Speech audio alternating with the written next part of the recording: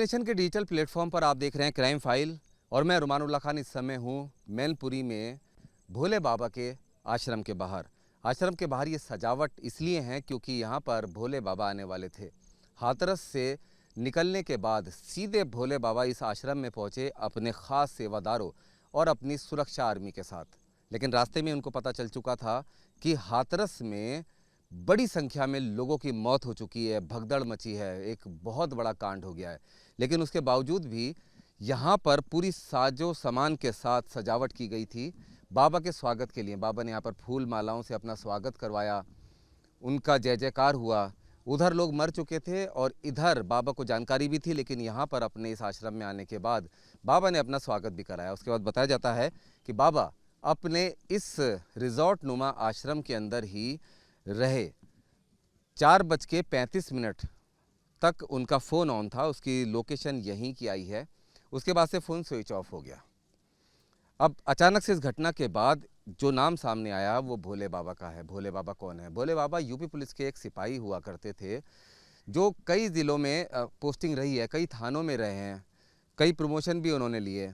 लेकिन जब इटावा में वो LIU यूनिट में मौजूद थे तब बताया जाता है कि एक लड़की ने, जो उनकी जानने वाली बताई जाती है, यौन शोषण का आरोप बाबा के ऊपर लगाया था। एटा में मुकदमा दर्ज हुआ। मुकदमा दर्ज होने के बाद बाबा गिरफ्तार हुए, जिसके बाद उनको पहले निलंबित किया गया, फिर बर्खास्त कर दिया गया। जिसके बाद की कहानी ये कही जाती है कि बाबा फिर कोर्ट गए, उसके बाद उन्होंने अपना तमाम केस लड़ा। बाबा की जो बर्खास्तगी थी वो वापस ले ली गई। जिसके बाद कुछ समय तक बाबा ने फिर पुलिस की नौकरी की और उसके बाद फिर बाबा का ऐसा दावा है कि उनको दिव्य ज्ञान की प्राप्ति हुई, अनुभूति हुई, एक दिव्य आत्माओं की, और उसके बाद उन्होंने समाज के हित में पुलिस की नौकरी छोड़ दी। बाबा के साथ एक और कंट्रोवर्सी जुड़ी जब साल 2001 में उनके घर में ही रहने वाली एक लड़की की डेथ हो गई। छोटी बच्ची थी। बाबा ने 2 दिन तक उस बच्ची को रखा अपने पास और ये प्रचार किया कि वो उसे ज़िंदा करने वाले हैं। बाबा बच्ची को ज़िंदा करने के लिए 2 दिन तक तरह तरह के उपाय करते रहे, हथकंडे अपनाते रहे, लोगों को वर्गलाते रहे। आखिरकार पुलिस ने उस बच्ची की लाश को कब्जे में लिया, अंतिम संस्कार कराया और बाबा के खिलाफ मैजिक रेमेडीज एक्ट का एक मुकदमा दर्ज किया। जिसके बाद भोले बाबा एक बार फिर से जेल से लौटकर आने के बाद अचानक से बाबा के जगह जगह आश्रम खुलने शुरू हो गया। अब ये जो आश्रम है आलीशान आश्रम है, रिजॉर्ट की तरह आश्रम है। 21 बीघे की पूरी ज़मीन है, 4 करोड़ रुपए की कीमत इसकी बताई जाती है। 6 कमरे हैं, अंदर लग्जरी कमरे हैं जो बाबा इस्तेमाल करते हैं, और दूसरे 6 कमरे हैं उनका इस्तेमाल ट्रस्टी और सेवादार करते हैं। साथ ही यहाँ पर मल्टी क्विजीन एक रेस्टोरेंट भी है। बाबा की पसंद का सामान बनाने वाले, खाना बनाने वाले शेफ़ भी मौजूद हैं।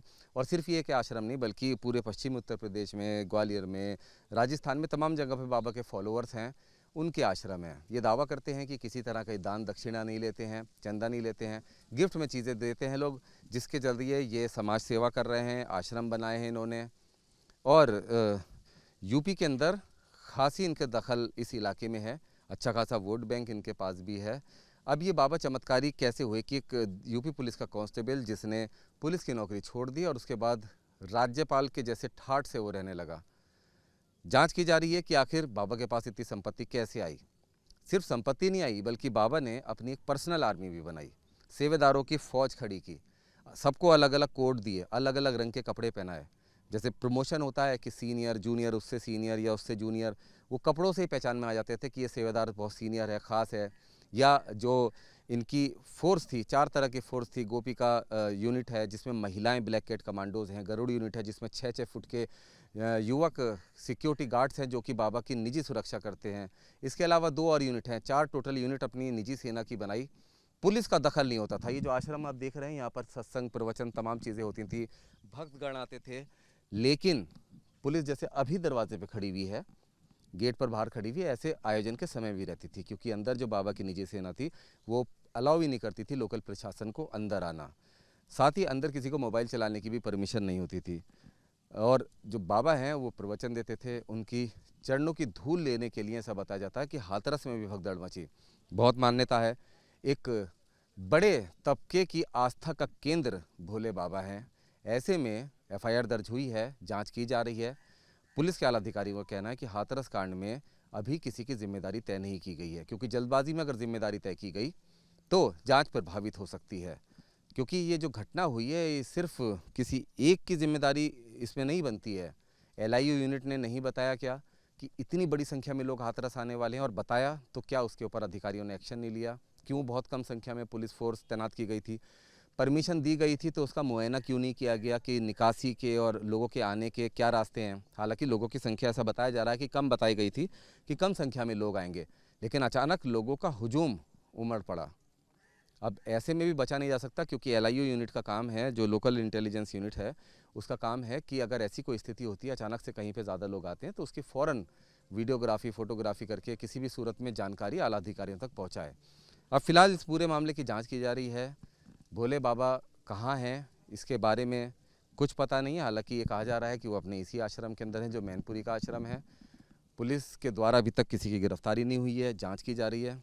पुलिस का कहना है कि जो लोग मरे हैं, बड़ी संख्या में लोग मरे हैं, उनको इंसाफ दिया जाएगा।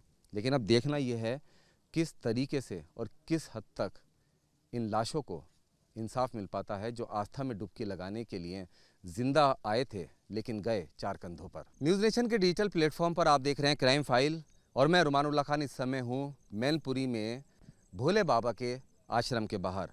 आश्रम के बाहर ये सजावट इसलिए है क्योंकि यहाँ पर भोले बाबा आने वाले थे।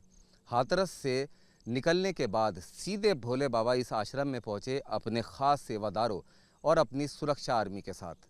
लेकिन रास्ते में उनको पता चल चुका था कि हाथरस में बड़ी संख्या में लोगों की मौत हो चुकी है, भगदड़ मची है, एक बहुत बड़ा कांड हो गया है। लेकिन उसके बावजूद भी यहाँ पर पूरी साजो सामान के साथ सजावट की गई थी बाबा के स्वागत के लिए। बाबा ने यहाँ पर फूल मालाओं से अपना स्वागत करवाया, उनका जय जयकार हुआ। उधर लोग मर चुके थे और इधर बाबा को जानकारी भी थी, लेकिन यहाँ पर अपने इस आश्रम में आने के बाद बाबा ने अपना स्वागत भी कराया। उसके बाद बताया जाता है कि बाबा अपने इस रिजॉर्ट नुमा आश्रम के अंदर ही रहे। 4:35 तक उनका फ़ोन ऑन था, उसकी लोकेशन यहीं की आई है। उसके बाद से फ़ोन स्विच ऑफ हो गया।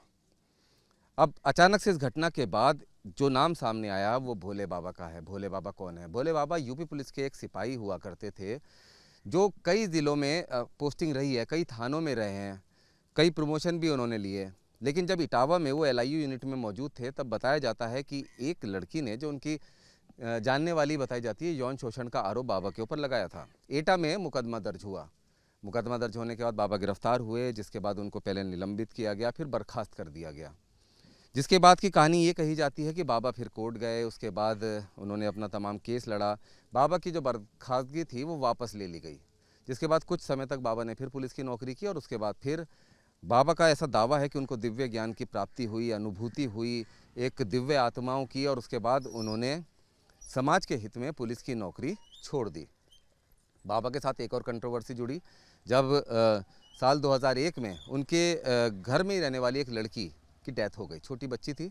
बाबा ने 2 दिन तक उस बच्ची को रखा अपने पास और ये प्रचार किया कि वो उसे ज़िंदा करने वाले हैं। बाबा बच्ची को ज़िंदा करने के लिए 2 दिन तक तरह तरह के उपाय करते रहे, हथकंडे अपनाते रहे, लोगों को वर्गलाते रहे। आखिरकार पुलिस ने उस बच्ची की लाश को कब्जे में लिया, अंतिम संस्कार कराया और बाबा के खिलाफ मैजिक रेमेडीज एक्ट का एक मुकदमा दर्ज किया। जिसके बाद भोले बाबा एक बार फिर से जेल से लौटकर आने के बाद अचानक से बाबा के जगह जगह आश्रम खुलने शुरू हो गए। अब ये जो आश्रम है, आलीशान आश्रम है, रिजॉर्ट की तरह आश्रम है। 21 बीघे की पूरी ज़मीन है, 4 करोड़ रुपए की कीमत इसकी बताई जाती है। 6 कमरे हैं अंदर, लग्जरी कमरे हैं जो बाबा इस्तेमाल करते हैं, और दूसरे 6 कमरे हैं उनका इस्तेमाल ट्रस्टी और सेवादार करते हैं। साथ ही यहाँ पर मल्टी क्यूजिन एक रेस्टोरेंट भी है, बाबा की पसंद का सामान बनाने वाले, खाना बनाने वाले शेफ़ भी मौजूद हैं। और सिर्फ ये कि आश्रम नहीं, बल्कि पूरे पश्चिमी उत्तर प्रदेश में, ग्वालियर में, राजस्थान में, तमाम जगह पर बाबा के फॉलोअर्स हैं, उनके आश्रम है। ये दावा करते हैं कि किसी तरह का दान दक्षिणा नहीं लेते हैं, चंदा नहीं लेते हैं, गिफ्ट में चीज़ें देते हैं लोग, जिसके जरिए ये समाज सेवा कर रहे हैं। आश्रम बनाए हैं इन्होंने, और यूपी के अंदर खासी इनके दखल इस इलाके में है। अच्छा खासा वोट बैंक इनके पास भी है। अब ये बाबा चमत्कारी कैसे हुए कि एक यूपी पुलिस का कांस्टेबल, जिसने पुलिस की नौकरी छोड़ दी और उसके बाद राज्यपाल के जैसे ठाठ से वो रहने लगा। जांच की जा रही है कि आखिर बाबा के पास इतनी संपत्ति कैसे आई। सिर्फ संपत्ति नहीं आई, बल्कि बाबा ने अपनी एक पर्सनल आर्मी भी बनाई, सेवेदारों की फ़ौज खड़ी की, सबको अलग अलग कोड दिए, अलग अलग रंग के कपड़े पहनाए। जैसे प्रमोशन होता है कि सीनियर जूनियर, उससे सीनियर या उससे जूनियर, वो कपड़ों से ही पहचान में आ जाते थे कि ये सेवेदार बहुत सीनियर है, ख़ास है। या जो इनकी फोर्स थी, 4 तरह की फोर्स थी। गोपी का यूनिट है जिसमें महिलाएं ब्लैक कैट कमांडोज हैं, गरुड़ यूनिट है जिसमें 6-6 फुट के युवक सिक्योरिटी गार्ड्स हैं जो कि बाबा की निजी सुरक्षा करते हैं। इसके अलावा 2 और यूनिट हैं, 4 टोटल यूनिट अपनी निजी सेना की बनाई। पुलिस का दखल नहीं होता था। ये जो आश्रम आप देख रहे हैं, यहाँ पर सत्संग, प्रवचन, तमाम चीज़ें होती थी, भक्तगण आते थे, लेकिन पुलिस जैसे अभी दरवाजे पे खड़ी हुई है, गेट पर बाहर खड़ी हुई है, ऐसे आयोजन के समय भी रहती थी, क्योंकि अंदर जो बाबा की निजी सेना थी वो अलाउ ही नहीं करती थी लोकल प्रशासन को अंदर आना। साथ ही अंदर किसी को मोबाइल चलाने की भी परमिशन नहीं होती थी। और जो बाबा हैं वो प्रवचन देते थे, उनकी चरणों की धूल लेने के लिए ऐसा बताया जाता है कि हाथरस में भी भगदड़ मची। बहुत मान्यता है, एक बड़े तबके की आस्था का केंद्र भोले बाबा हैं। ऐसे में एफआईआर दर्ज हुई है, जांच की जा रही है। पुलिस के आला अधिकारियों का कहना है कि हाथरस कांड में अभी किसी की जिम्मेदारी तय नहीं की गई है, क्योंकि जल्दबाजी में अगर जिम्मेदारी तय की गई तो जांच प्रभावित हो सकती है। क्योंकि ये जो घटना हुई है ये सिर्फ किसी एक की जिम्मेदारी इसमें नहीं बनती है। एलआईयू यूनिट ने नहीं बताया क्या कि इतनी बड़ी संख्या में लोग हाथरस आने वाले हैं, और बताया तो क्या उसके ऊपर अधिकारियों ने एक्शन नहीं लिया? क्यों बहुत कम संख्या में पुलिस फोर्स तैनात की गई थी? परमिशन दी गई थी तो उसका मुआयना क्यों नहीं किया गया कि निकासी के और लोगों के आने के क्या रास्ते हैं? हालांकि लोगों की संख्या, ऐसा बताया जा रहा है कि कम बताई गई थी कि कम संख्या में लोग आएंगे, लेकिन अचानक लोगों का हुजूम उमड़ पड़ा। अब ऐसे में भी बचा नहीं जा सकता, क्योंकि एलआईयू यूनिट का काम है, जो लोकल इंटेलिजेंस यूनिट है उसका काम है कि अगर ऐसी कोई स्थिति होती है, अचानक से कहीं पे ज़्यादा लोग आते हैं, तो उसकी फ़ौरन वीडियोग्राफी, फोटोग्राफी करके किसी भी सूरत में जानकारी आला अधिकारियों तक पहुँचाए। अब फिलहाल इस पूरे मामले की जाँच की जा रही है। भोले बाबा कहाँ हैं इसके बारे में कुछ पता नहीं है। हालांकि ये कहा जा रहा है कि वो अपने इसी आश्रम के अंदर हैं, जो मैनपुरी का आश्रम है। पुलिस के द्वारा अभी तक किसी की गिरफ्तारी नहीं हुई है, जांच की जा रही है। पुलिस का कहना है कि जो लोग मरे हैं, बड़ी संख्या में लोग मरे हैं, उनको इंसाफ दिया जाएगा। लेकिन अब देखना यह है किस तरीके से और किस हद तक इन लाशों को इंसाफ मिल पाता है, जो आस्था में डुबकी लगाने के लिए जिंदा आए थे लेकिन गए 4 कंधों पर। वीडियो जर्नलिस्ट सुमित कुमार के साथ रुमान उल्ला खान, न्यूज़ नेशन, मैनपुरी।